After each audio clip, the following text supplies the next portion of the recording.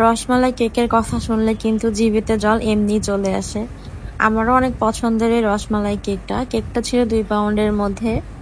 এখানে দেখেন আমার রসমালাই কেকের ক্রিমটা কিন্তু একদমই ডিফারেন্ট একটা কালার এসেছে। এখানে আমি ক্রিমটা অন্যভাবে বানিয়ে নিয়েছিলাম। তো কিভাবে আমি রসমালাইয়ের ক্রিমটা বানিয়েছিলাম তো সেটাই কিন্তু আমি আপনাদের সাথে শেয়ার করব। আর এই কেকটার ফাইনাল লুক মাশাআল্লাহ অনেক বেশি সুন্দর ছিল।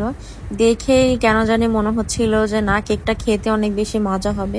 কেক শুধু বানালেই হবে না, কেকটা সুন্দরভাবে ডেকোরেশন করতে হবে।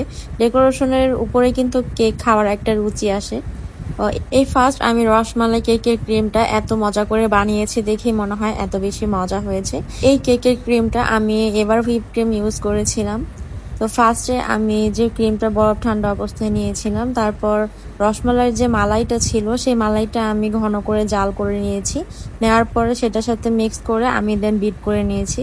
এতে করে একদম অথেন্টিক একটা ফ্লেভার থাকে ক্রিমের মধ্যে। আপনারা চেষ্টা করবেন এভাবে অথেন্টিকভাবেই রসমালাই কেকটা বানানোর।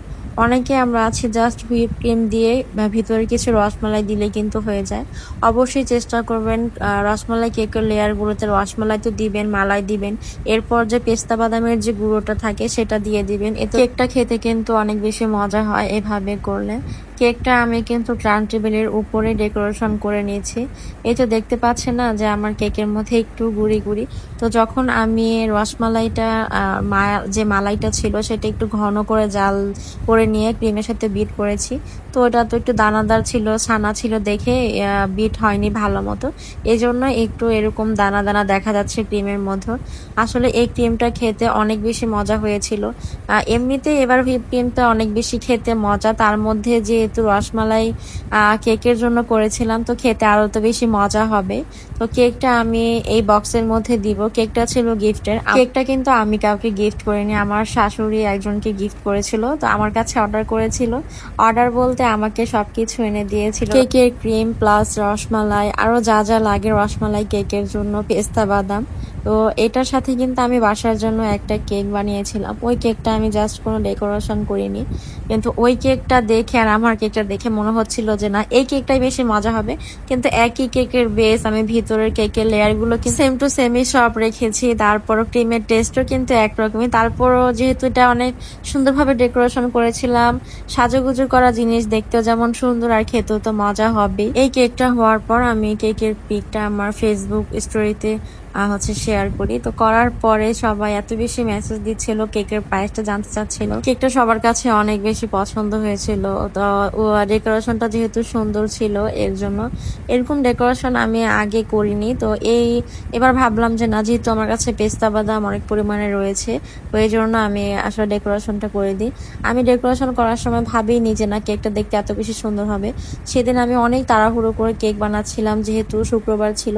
আর শুক্রবারের দিনগুলো কিন্তু অনেক বেশি ব্যস্তময়। শুক্রবারে আমি যতই চাই না কেন একটু ফ্রি থাকবো, আসলে ফ্রি থাকা হয় না। নিজের জন্য তেমন কোনো সময় বের করা হয় না। শুক্রবার সকালে ওঠার পর থেকে আমি একটার পর একটা কাজ করতেই থাকি। শুক্রবার এমনিতেও কিন্তু একটু ঘুম থেকে ওঠা দেরি হয়, আর তার মধ্যে যদি ইমার্জেন্সি কেকের অর্ডার আসে। তো কেকটা যেহেতু আমি আগের দিন রাতের বেসটা বানিয়ে রেখেছিলাম, এর জন্য আমার অত বেশি কষ্ট হয়নি। কিন্তু ডেকোরেশন করতে তো টাইমটা লাগে, সাথে আমার যে একটা কেক ছিল।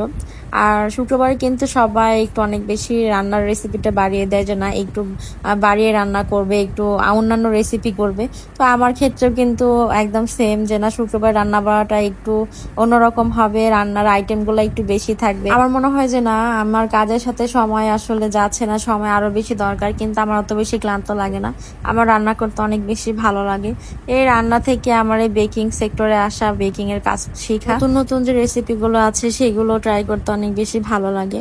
প্রথম যখন কিছু পারতাম না, তখন একটা জিনিস বানাতে গেলে না নষ্ট হয়ে যেত। কিন্তু এখন কাজ করতে করতে এমন একটা হয়েছে যে না, যে কোনো জিনিস আমি ফার্স্ট টাইমে খুব ভালো করতে পারছি, একদম পারফেক্ট হচ্ছে। কিন্তু আগে না এরকম হতো না। যেমন অনেক কেকই নষ্ট হয়েছে, অনেক কিছু হয়েছে, কিন্তু এই বেকিং তারপর রান্না বাড়া করতে করতে এখন আর কোনো জিনিসই নষ্ট হয় না। একটু কম পারফেক্ট হলেও প্রথম দিকে মানে খাওয়ার মতো হয়, নষ্ট হয় না আর কি। আসলে কাজ করতে করতে আমাদের এক একজনের অভিজ্ঞতা অনেক বেশি বেড়ে যায়। তো এই তো কেকটা কমপ্লিট। কেকটা কেমন হয়েছে অবশ্যই কমেন্ট করে জানাবেন।